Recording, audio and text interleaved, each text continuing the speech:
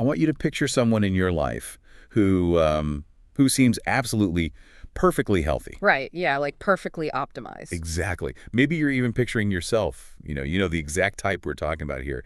They are just crushing their CrossFit workouts. They are religiously practicing intermittent fasting. Oh, yeah, the really strict low-carb diet. Right. Their diet is incredibly clean. On paper, I mean, they are doing absolutely everything right. They are totally optimized. But what if, right beneath that perfectly optimized surface, their daily emotional stress is literally, physically unzipping dormant viral DNA and, well, making them desperately, inexplicably sick? It's terrifying, honestly, because it just shatters this persistent illusion we've built up that physical fitness automatically equals invulnerability. Yeah. We think we're bulletproof. Exactly. We have this huge tendency in modern wellness to separate the mind and the body into these two, neat little boxes. We treat the physical body like a machine we can just tune up with macros and heavy lifting, and we treat the mind as this abstract, totally separate entity. But biology simply does not respect those boundaries. No, it doesn't at all. And that's actually why we're doing this deep dive today. We were going through the archives of the Ultimate Human show recently, and we stumbled on this fascinating dynamic between human biologist Gary Brecka and chiropractor Dr. Melissa Saunders. Yeah, that was a really incredible discussion. It was. And the context behind this specific conversation is actually, it's vital. Brecka intentionally pivoted his platform to highlight female practitioners after getting some very direct and frankly necessary feedback from Dr. Gabrielle Leon. Right, because she pointed out that his content, and honestly, like the wider biohacking space in general, was incredibly male-dominated. Very much so. It was heavily skewed toward male hormone therapy, mostly male guests, and speaking primarily to the physiological realities of a male audience. So he made a conscious decision to shift that focus, and that brings us to Dr. Saunders and her specific expertise. Right. And the mission for our deep dive into the source material today is to isolate the exact intersection where emotional burnout causes severe systemic physical illness. Yeah, it's not just feeling tired, it's actual physical failure. Exactly. We are mapping out Dr. Saunders' specific 5-phase blueprint for reclaiming health. She called it self-synchronization. And I mean, it completely flips the script on what self-care actually requires. But before we can get to the cure, we really have to deeply understand the crash. Because the crash is just so relatable. It is. Her life before her physical collapse is going to sound uncomfortably familiar to a lot of you listening. So she was a mother of 3 kids, and we aren't just talking about, casual parenting. We are talking about co-sleeping and breastfeeding for 7 years straight. 7 consecutive years. I mean, let's just pause and consider the biological reality of that. It's wild to even think about. It really is. That is over 2,500 days of constant metabolic drain. The physiological toll of lactation alone is just immense. It requires massive amounts of calcium, fat, and hydration just to synthesize the milk, drawing directly from the mother's own reserves. Wow. 2,500 days. Right. And then you add to that the fragmented sleep architecture from 7 years of co-sleeping. Deep, slow-wave sleep is where the brain, it clears out amyloid plaques and repairs cellular damage. So she wasn't getting any of that. Hardly any. When you are constantly waking up, you are living in a chronic state of low-grade sleep deprivation. That alone degrades the immune system. And while she's enduring that immense physiological load, she is also managing a highly successful, super busy clinical practice. Yeah, she's not just resting during the day. No. She is hiring staff, managing the overhead, dealing with patients, and on top of that, trying to be the perfect wife, the perfect boss, the perfect mother. She is functioning as the ultimate support system for everyone in her orbit. Which introduces a phenomenon we often refer to in mortality and longevity research as caregiver syndrome. Right. I've heard of this. It's usually with older people, right? Yeah, exactly. We typically study this in the context of elderly couples. You will see a situation where one spouse requires intensive care for a prolonged period, say they're battling Alzheimer's or a terminal illness. The caregiving spouse devotes just every ounce of their energy to keeping their partner alive. And then what happens? Well, predictably, the ailing spouse passes away, but then the caregiving spouse dies very shortly after, despite having no prior terminal diagnosis themselves. Oh, wow. So the sheer unadulterated stress of caregiving literally breaks their body down from the inside out. That's exactly it. The chronic stress hyperactivates the HPA axis, the hypothalamic pituitary adrenal axis. Their cortisol levels remain elevated for years, which profoundly suppresses the production of lymphocytes. Those are the white blood cells that fight off disease. So the immune system is effectively dismantled. That is terrifying. It is, and what Dr. Saunders was experiencing was essentially a variation of this caregiver syndrome. It wasn't end-of-life care, but it was a total relentless output of energy toward her children, her patients, and her staff, with absolutely zero input back into her own biological system. Which brings us to the inciting incident. And honestly, reading through this part of the source material is genuinely harrowing. So they were on their family sailboat in New Jersey. It's supposed to be a relaxing trip, right? Right. It's supposed to be this restorative weekend away from the clinic. They have 4 kids on the boat, her 3, plus her oldest son's friend. And every single kid is 6 years old or under. That sounds stressful just on its own. Yeah, exactly. So she is tucking them into bed in the cabin. And suddenly, completely out of nowhere, she experiences a massive full-body nervous system takeover. A catastrophic systemic failure. A total fight-or-flight panic attack on a level she had never encountered. She literally could not breathe her way out of it. She actually tried to have a glass of wine, logically thinking the depressant effect of the alcohol would, force her central nervous system to calm down. Let me guess. It did the exact opposite. The exact opposite. And because of that caregiver conditioning we just explored, guess what she does? She doesn't say a single word to her husband. Oh, man. Yeah, she stays up the entire night, silently suffering, trying to intellectually figure out what the hell is happening to her own biology so she doesn't ruin the family trip. That silence is so deeply ingrained. It's that conditioning to just endure, to not be a burden. Because when the sympathetic nervous system, that fight or flight mechanism, hijacks the brain, the amygdala signals the adrenal glands to dump massive amounts of epinephrine into the bloodstream. So her body thinks she's being chased by a bear. Exactly. Her heart rate skyrockets, her bronchioles dilate to take in more oxygen, and blood is shunted away from the digestive tract and pushed toward the muscles. But because there is no actual physical threat to run away from, all that physiological arousal has nowhere to go. It just burns through the body, causing sheer terror. But by the next morning, the physical manifestation became impossible to hide. She finally tells her husband something is terribly wrong. She describes feeling her vertebrae locking up one by one. Her spine is turning completely rigid, and it's accompanied by this blinding, massive headache. In the clinical space, we explain these sudden catastrophic failures using the bucket analogy. Oh, I love this analogy. Yeah, it makes it so clear. Imagine your absolute maximum capacity for stress is a bucket. Every single person has one, though the sizes vary based on genetics and early childhood development.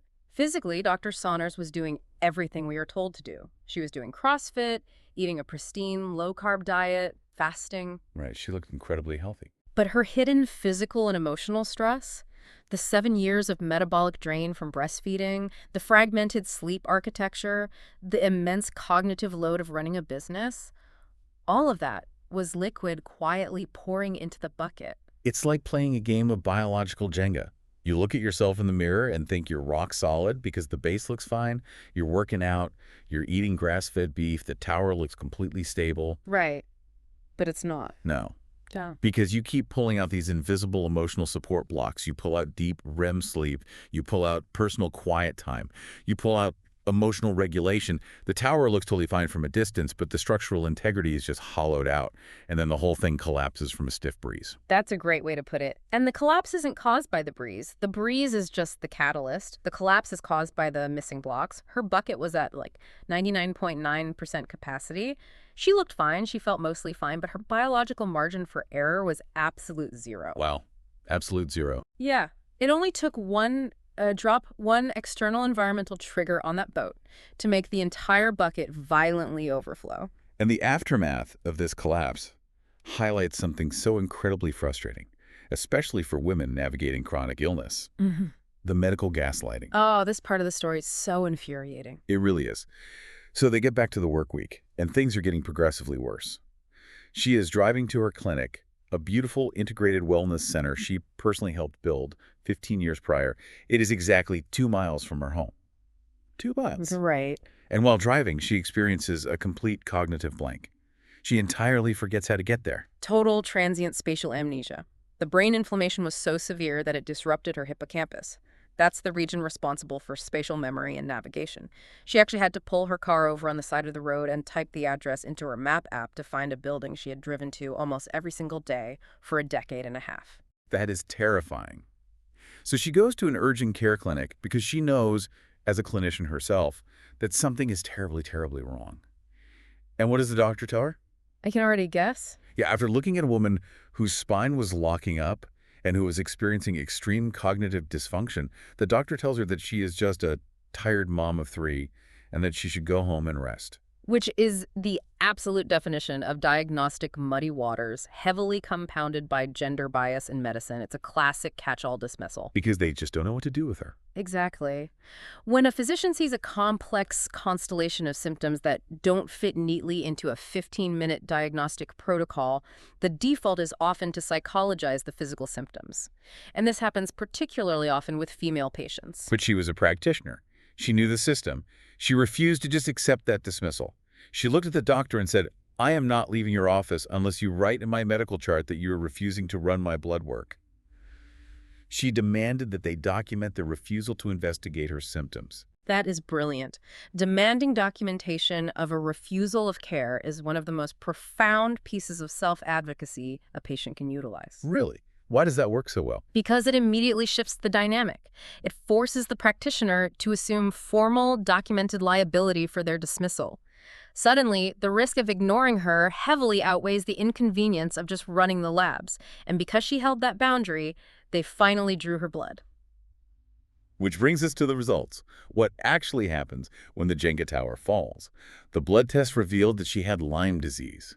And shortly after that, they ran environmental tests and discovered massive toxic mold growing inside their family sailboat. The exact environment where she had the panic attack. Exactly. The Yep. exact place she experienced that massive failure. Mold and Lyme. I mean, it is a devastating combination. The source material specifically notes the claim that coastal areas like Miami and Malibu are essentially the mold capitals of the United States due to the humidity and construction styles.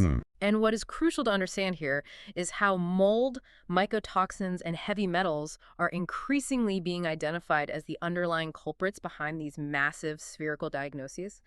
Conditions like fibromyalgia, chronic fatigue syndrome, irritable bowel syndrome. Wait, let's drill down on that. How does mold on a wall turn into spatial amnesia in the brain? It comes down to the mycotoxins. So mold spores themselves are allergens, but mycotoxins are the toxic chemical compounds produced by certain fungi as a defense mechanism. These mycotoxins are lipophilic, meaning they are fat-soluble. Okay, and the brain is mostly fat, right? Exactly. Because your brain is composed of nearly 60% fat, and the blood-brain barrier is a lipid or fat-based membrane, these mycotoxins can cross directly from your bloodstream right into your central nervous system. Wow. They just bypass the defenses. Yeah, they walk right in. And once inside the brain, they trigger a massive inflammatory cascade.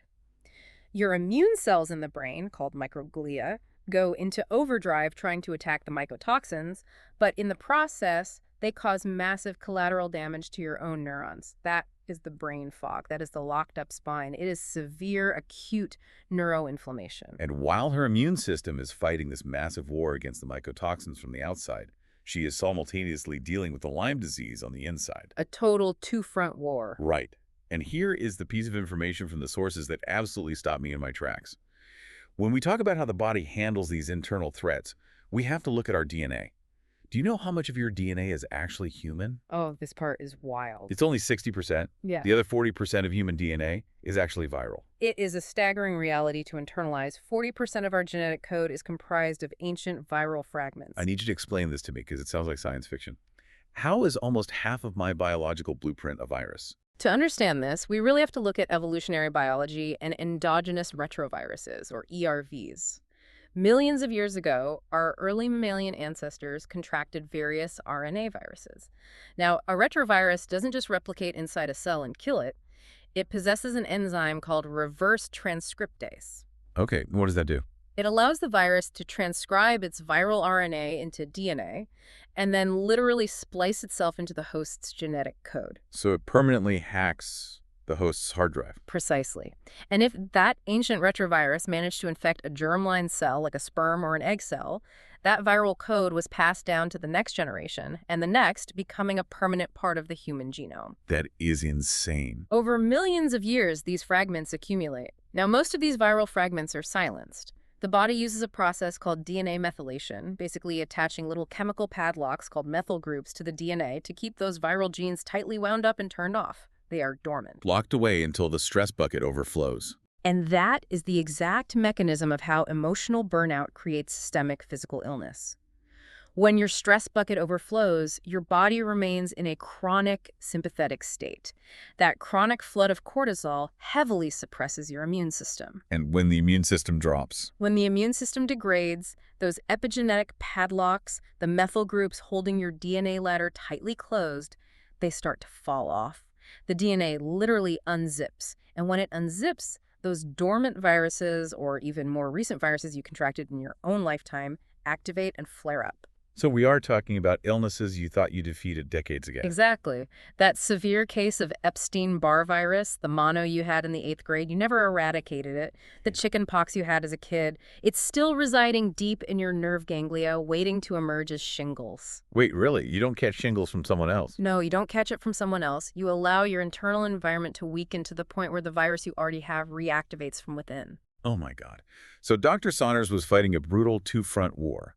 On the outside, her external environment was bombarding her with lipophilic mycotoxins from the sailboat. On the inside, her internal environment was so compromised by the caregiving stress that her DNA unzipped, allowing dormant pathogens to completely overrun her system. Right. The immune system is entirely distracted and depleted by the external mold, leaving the gates wide open for the internal pathogens to replicate unchecked. Hold on. I'm struggling to square this. Yeah. If 40% of our DNA is viral, and we're all exposed to mold or environmental toxins at some point, especially if you live in places like Miami, why do only some people get totally crushed by it? That's the big question. Right. If I walk into a moldy building, why do I just get the sniffles while someone else gets systemic neurological failure? Is it just a biological lottery? It is not just genetics. Your genetics might load the gun, but your environment and your lifestyle pull the trigger. Two people can be exposed to the exact same toxic mold or the exact same heavy metals. Okay, so what's the difference? One person's stress bucket is only half full. They are getting 8 hours of deep REM sleep, they have a manageable cognitive load, and their emotional regulation is solid.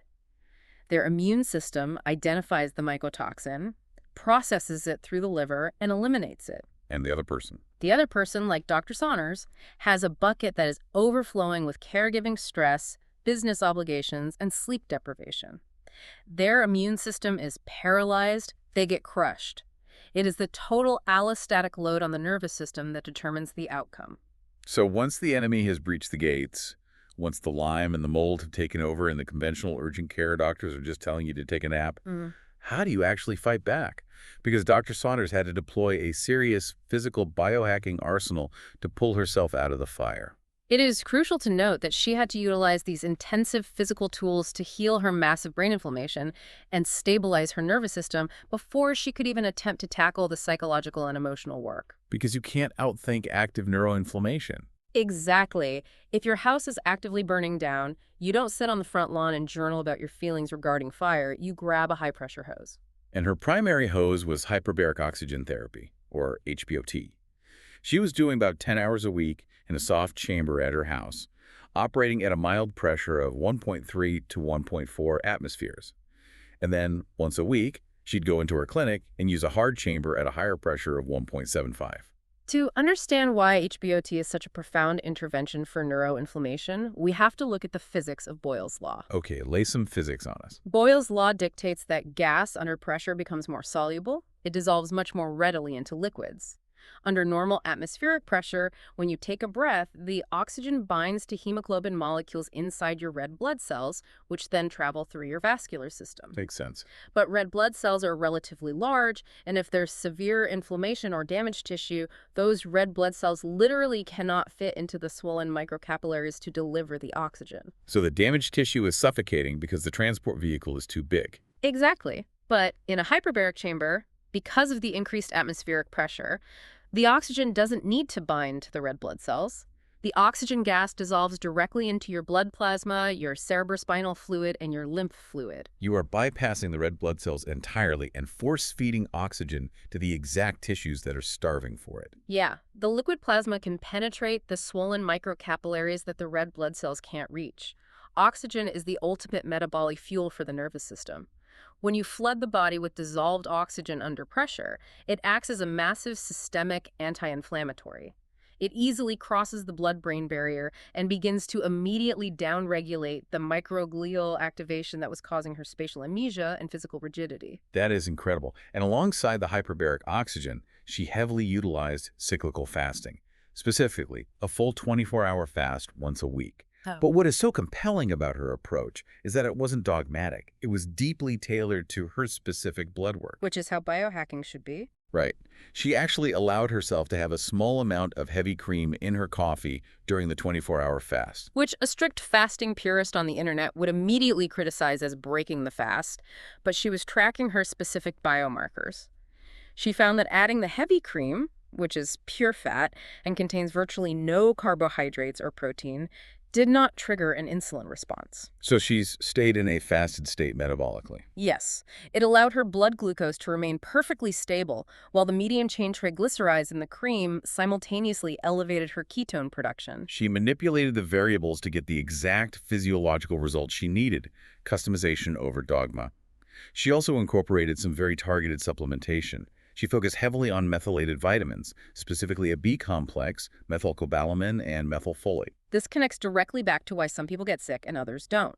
These methylated vitamins are necessary to fix broken methylation cycles in the liver. What is methylation exactly? Methylation is a biochemical process where a methyl group 1 carbon atom attached to 3 hydrogen atoms is transferred from one molecule to another.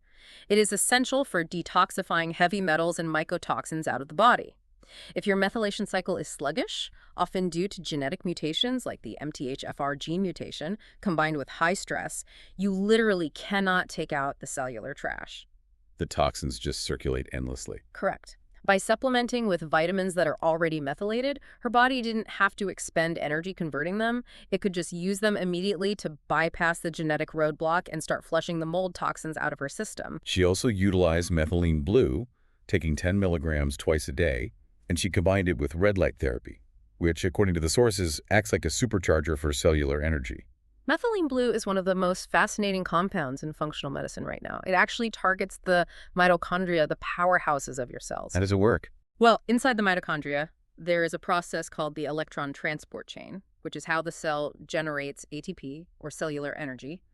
Methylene blue acts as an electron cycler. It essentially donates electrons directly to complex 4V of the transport chain, bypassing damaged areas. So it provides an alternative pathway for energy production when the normal pathways are damaged by Lyme or mold. And when you expose the skin to specific wavelengths of red and near-infrared light while the methylene blue is in the system, it dramatically enhances that mitochondrial respiration. It supercharges the ATP output, which is exactly what a fatigued, neurologically compromised body requires to heal. And to make sure her body wasn't cannibalizing its own muscle tissue during all of this fasting and metabolic repair, she used full-spectrum 99% absorbable amino acids. Smart.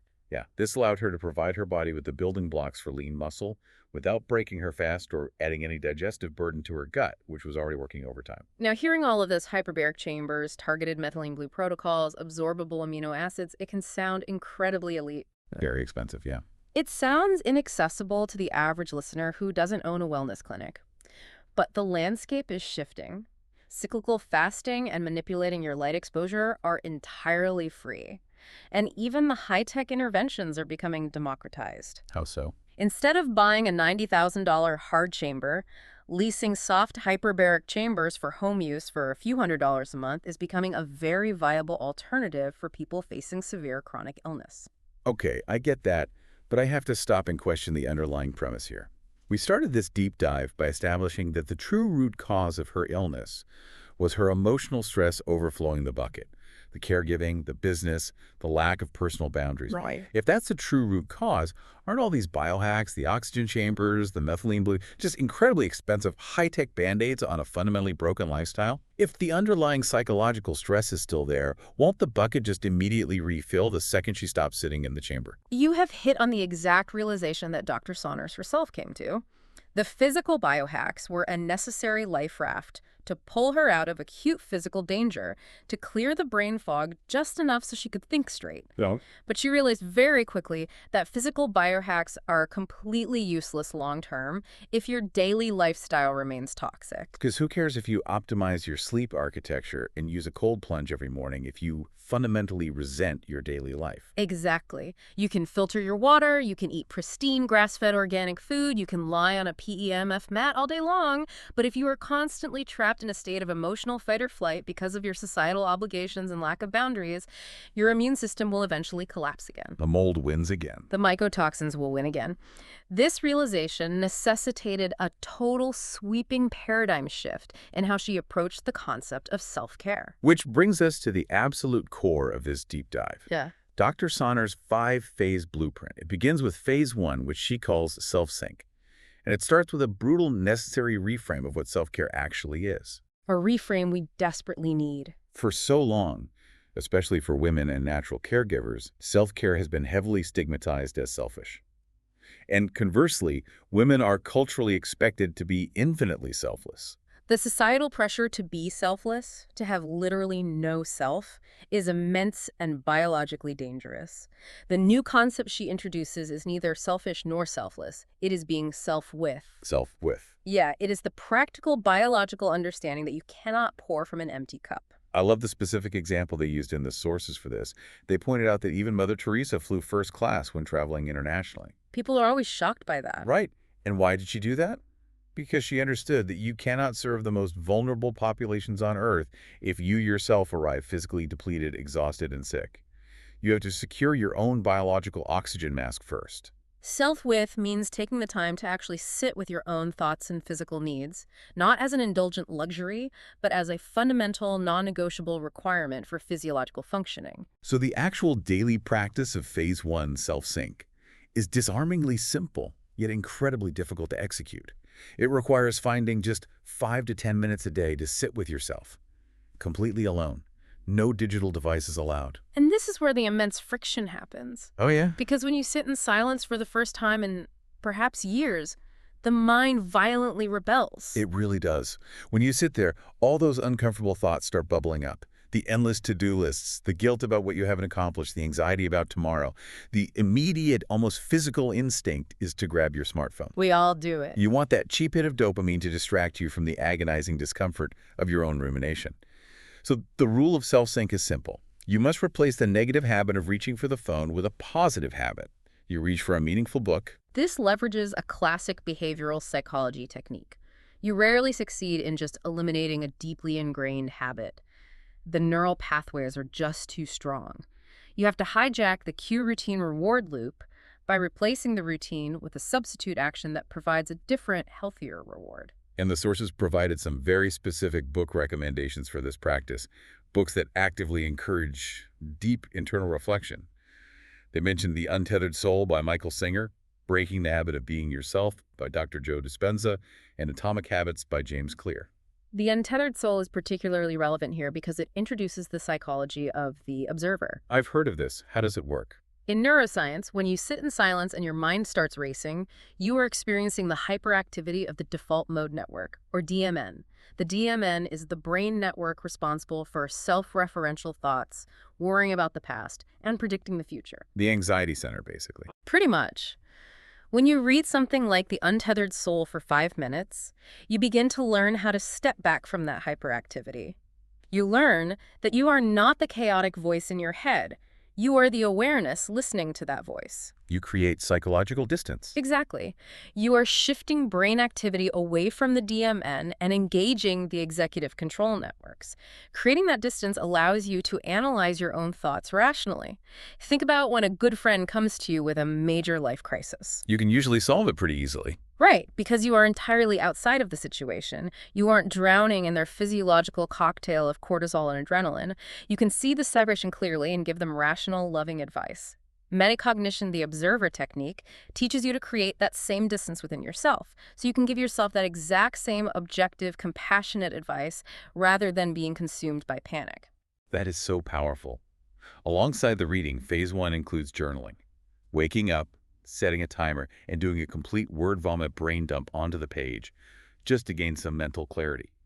But let's be honest about the reality of this. It's hard. If a listener is completely hyper-stressed, juggling a demanding career, kids, a mortgage, and failing health, telling them to just sit in silence for 5 minutes sounds agonizing. It's like being stuck in gridlock traffic with a broken radio. The silence isn't peaceful, it's deafening Yeah, your brain just starts screaming at you. about all the hundreds of things you aren't doing in that exact moment. The silence isn't empty. It's filled with the noise you have spent years avoiding. And that brings us to the necessary next step. What happens when the thoughts screaming at you in that traffic jam are incredibly dark? That's the scary part. What happens when you finally sit still, put the phone away, and realize that beneath the mundane to-do list, you are actually harboring deep, visceral anger, profound sadness, or ugly jealousy? You can't just positive think your way out of those neurochemical states. You have to move into the next phases of synchronization. Which takes us straight into phase two, Mm. shadow sync. And this is where the work gets gritty. Shadow sync is about deliberately leaning into those bad feelings instead of running away from them. As a modern society, we are dangerously proficient at avoiding negative emotion. We numb it with endless scrolling, with alcohol, with performative busyness. But shadow sync demands that we recognize the biological utility and the magic hidden within these shadow emotions. Let's break down how they reframe these specific emotions in the sources, because it's brilliant. Take anger. We are culturally taught that anger is purely destructive and shameful. Right. But Dr. Saunders reframes anger as pure, unrefined power. It is biological fuel. If you sit with your anger and actually feel the catecholamines flooding your system, you can channel that aggression into an incredible, record-breaking workout. You can use that firm, grounded energy to set a boundary you've been terrified to enforce. Then there is sadness. Sadness is constantly pathologized as a weakness. But sadness is the wellspring of profound creativity. Think about the most beautiful, enduring art, the most resonant love songs. They are almost entirely born from deep sadness and longing. They even talked about reframing grief. That part was beautiful. Instead of viewing grief as a heavy lead backpack that you are condemned to drag around for the rest of your life, you can reframe it as a deep celebration of the life that was lived. The grief is just unexpressed love that no longer has a physical destination. And perhaps the most difficult shadow emotion to confront is jealousy. Especially jealousy among peers or close friends. It feels ugly and deeply shameful. But if we strip away the societal shame, what is jealousy? Functionally, jealousy is simply a roadmap for what you truly want in your life. It's desire without action. If you feel a stab of jealousy when your friend gets a massive promotion, it's your shadow self telling you that you are dissatisfied with your own career trajectory and you want more. It points directly to your unfulfilled goals. But sitting with these intense shadow emotions can be dangerous if you just ruminate. You can get trapped in the head, spinning out. So she utilizes something called the connection code to escape the mental loop and process the emotion physically.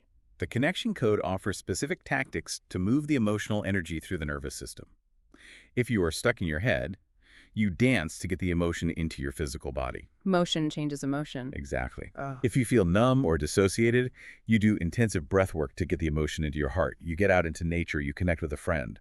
Or you learn a completely new, physically challenging skill. The specific example she used was skateboarding. Which is brilliant, neurologically speaking. When you are learning a complex, highly coordinated motor skill like skateboarding, particularly as an adult, your brain has to be completely 100% focused on proprioception. That's knowing where your body is in space, right? Yeah, to maintain balance and avoid face planting on the concrete, it forcefully yanks your consciousness out of your rumination and anchors you completely in the present moment. You cannot worry about your taxes while trying to balance on a rolling piece of wood. Okay, so you've faced your shadows, you're learning to skateboard. Now we move to phase 3, which is incredibly practical, especially for the women listening. Cycle sync. This is about aligning your daily expectations of yourself with the actual biological reality of your menstrual cycle. This phase addresses a massive societal disconnect. We live in a corporate world that expects linear, unwavering productivity 365 days a year. But human biology, particularly female endocrinology, is profoundly cyclical. Let's look at the luteal phase, the week before a period, about 5 to 8 days out. Biologically, progesterone and estrogen levels are dropping. Dopamine and serotonin are dropping along with them. As Dr. Saunders put it, the emotional protective armor is completely down. From an evolutionary anthropology perspective, this is a fascinating state. Historically, in many indigenous cultures, this specific time of the month was when women would retreat from the normal, outward-facing societal duties. That will go inward. They would gather together, going inward. Because the hormonal protective armor was down, they were more sensitive to nuances. It was considered the most intuitive time for women to identify subtle problems and create long-term solutions for the community. But in the modern world, we ignore the biology and try to push right through it. We drink 3 cups of coffee. We force the high-intensity interval workout. The actionable advice here is that the week before your period is absolutely not the time for intense biohacks. No, definitely not. It's not the time to force your body into a freezing ice bath or sit in a scorching sauna to trigger heat shock proteins. Your system is already under load. It is not the time for outward, aggressive, sympathetic energy. No, it's the time to nurture, get a massage, choose to listen in a meeting rather than feeling the pressure to do all the talking and presenting. Or, frankly, unapologetically binge-watch trash TV like Love is Blind. Give your nervous system a break. And contrast that physiological state with the ovulation phase. This is what she refers to as peacocking. Peacocking. Yeah. Biologically, estrogen and testosterone are peaking. This is when you are highly energetic, fertile, and naturally geared for outward social engagement and risk-taking. This is the exact window when you schedule the big presentation, ask for the raise, or attempt your heaviest lift at the gym. If we bring back our earlier Jenga metaphor, understanding your cycle is like knowing which blocks are structurally sound on any given day. But I also want to introduce another way to look at this. We treat our bodies like a smartphone. How do you mean? Well, we plug the smartphone in at night, and we expect it to be at 100% battery ready for maximum computational output every single day, regardless of what's happening. But human biology is actually much more like a solar panel. Oh, that's good. Our daily output capacity is entirely dependent on the cyclical weather of our hormones. Expecting peak, 100% output from a solar panel during a massive thunderstorm or significant hormonal drop is just setting yourself up for guaranteed failure and deep frustration. That solar panel analogy perfectly captures the reality of the endocrine system. And it highlights why it is so incredibly vital for partners, specifically male partners, to deeply understand these 3 different physiological states that occur within a single month. It changes everything about a relationship. It really does. If a partner understands the cyclical weather, they can offer actual structural support rather than reacting to the inevitable emotional shifts with confusion, defensiveness, or frustration. So if phase 1 is finding silence, phase 2 is facing your shadows, and phase 3 is honoring your cyclical biology, phase 4 is where we finally get to inject genuine, vibrant joy back into the routine. Phase 4 is spirit sync. Spirit sync is about intentionally reconnecting with the specific activities that brought you pure, unadulterated joy as a child. The psychological goal is to achieve a flow state, a state of absolute effortless presence where time seems to vanish. And this doesn't have to be a massive time commitment or an expensive hobby. They talked about micro self-care. There was an incredible example of a friend who bought literal tap shoes on Amazon, and she just tap dances in her home office for 2 minutes between stressful corporate Zoom calls. That is amazing. Or just putting on music and shimmying your hips in the kitchen while chopping vegetables for dinner. It's about breaking the neurological pattern of chronic stress with a moment of spontaneous physical joy. It signals to the nervous system that you are safe. But then there's the macro self-care. Dr. Saunders herself returned to gymnastics. She was a gymnast as a kid, quit because she became too shy and self-conscious, and then at age 41, she called up the local kids' gym and asked if they would coach her alongside the teenagers. Talk about facing your fears. Right. She ended up competing in front of her own awestruck children. And the neurobiology behind why this works is profound. In the source material, they discuss adrenaline junkies, big wave surfers who ride 100-foot swells. Those surfers are willingly facing literal death simply to force their brains into the present moment. Because you can't think about anything else. Exactly. Because when a 100-foot wall of water is crashing behind you, you experience transient hypofrontality. The prefrontal cortex, The part of the brain that worries about your taxes or your endless to-do list temporarily shuts down. Spirit Sync is essentially the safer, everyday version of finding that absolute presence. When you're doing gymnastics at 41, trying not to break an ankle on the balance beam or tap dancing in your office, you are fully 100% in the room. Which culminates in the final phase, phase 5, Slay Sync. This is the ultimate integration of the previous 4 phases.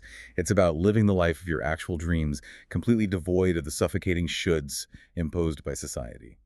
I should do this career, I should look like that, I should parent this way. Slay Sync is where the theoretical blueprint becomes daily, lived reality. And the most practical application of this entire blueprint is what she calls the magical morning. It's how you meticulously set the tone for the entire day. She recommends setting up a wake-up lounge in your home. The primary goal of the wake-up lounge is protecting the fragile, dreamlike state of the nervous system upon waking. This means absolutely avoiding harsh white or blue light. Right, because bright blue light from overhead bulbs or screens violently yanks you out of that calm state. It hits the melanopsin receptors in your eyes, immediately suppressing your melatonin and artificially spiking your cortisol before your body is ready. It's basically a chemical alarm clock. Yes. Instead, she uses red light. Yeah. And you don't need a fancy biohacking setup. You can literally buy cheap $10 red light bulbs on Amazon and put them in your living room lamps. Red light doesn't trigger those melanopsin receptors. You use them in the mornings and the evenings to ease your nervous system into and out of the day. And the most important part. And the most non-negotiable rule of the magical morning. Absolutely no digital inputs upon waking. No phone, no email, no news. You keep the solar panels clean before the day begins.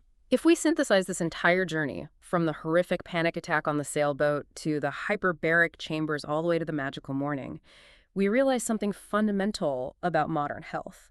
Biohacking isn't really about strapping a dozen trackers to your arm, measuring every heartbeat, or wearing a $10,000 light helmet. No, it's really not. The true definition of being the ultimate human is having the internal fortitude, the emotional regulation, and the daily practices that allow you to handle the absolute chaos of a normal Tuesday with your kids without your nervous system collapsing and your DNA unzipping. So what does this all mean for you, the listener, who might be feeling completely overwhelmed right now by your own overflowing bucket? It sounds to me like we are concluding that intellectual curiosity, that playfulness, whether it's exploring the biochemistry of a new biohack, reading a challenging book about metacognition, or doing gymnastics at 41, is actually a fundamental biological survival tool. It absolutely is. It's not just a cute hobby to do when you have free time. It is the very mechanism that keeps the stress bucket from overflowing. It is a mechanism that keeps the DNA locked up, the immune system online, and the mitochondria producing energy. Play, presence, and profound rest are biological imperatives, not luxuries.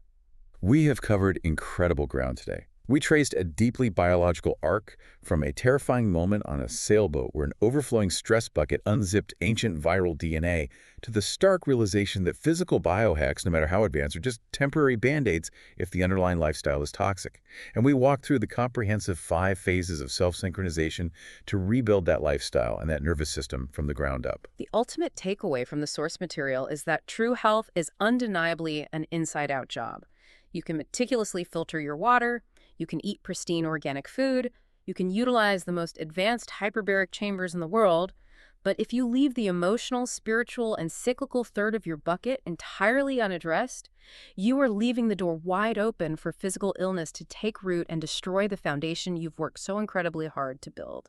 We spend so much time, energy, and money worrying about the toxic mold hiding inside our walls, or the hidden micro-ingredients inside our food. But based on the mechanisms we've unpacked today, I want to leave you with this. What invisible mold are you letting grow in your own mind by ignoring your fundamental need for true, unapologetic rest? When you look at your own biological Jenga tower, what crucial support blocks are you pulling out just to keep everyone else happy? Is it time to finally put down the phone, sit in the silence, and pick yourself back up? Take those 5 minutes of self-sync today. Thanks for joining us on this deep dive into the source material.